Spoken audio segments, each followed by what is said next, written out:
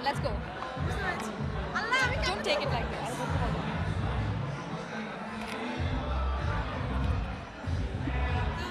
Award তো পেলেন, আপনাকে কি মনে হয় আপনাকে কেন অ্যাওয়ার্ড দেওয়া হয়েছে?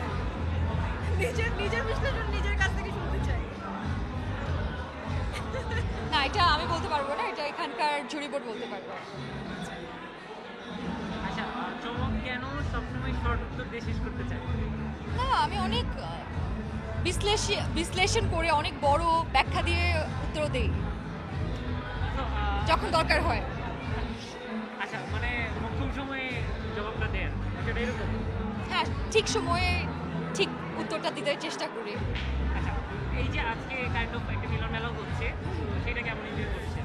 খুবই ভালো লাগছে, একসাথে সব প্রিয় মানুষগুলো, প্রিয় মুখগুলো একসাথে দেখছি, আপনাদেরকে দেখছি, ভালো লাগছে। আচ্ছা, চমকের সামনে নতুন কি চমক আসবে? চমক কি আসবে জানি না, কিন্তু আমরা শিল্পীরা তো বাঁচি ভালো কাজ করার জন্য, তো ভালো কাজ করার চেষ্টা করছি, ইনশাআল্লাহ ভালো কাজ আসবে। আচ্ছা আপু, আপনার নাম তো চমক, আপনার এই নামটা শুনলে আমার মাথায় কাজ করে চমক কোনো ছেলের নাম। আপনার এই নামটা কে রাখছিল এবং এই নামের অর্থ কি? আমি আমাদের সম্মানিত উপস্থাপিকাকে বলবো জেন্ডার বায়াস না হতে, জেন্ডার ডিসক্রিমিনেশন না করি, আমরা নাম দিই অ্যাটলিস্ট। না না, নামের ক্ষেত্রে কিছু আছে না, রশ্মিকার, ইকার, এগুলো তো একটু। আমি তো বলতে পারবো না, বাবা মা ভালোবেসে রেখেছে, তখন আমি একদমই ছোট ছিলাম, তো আমার এই বিষয়ে কিছু বলার নেই। আচ্ছা, সামনে কি আরো ওটিটি বা ফিল্মের কাজের কোনো প্ল্যান আছে কিনা, বা কি ভাবছেন?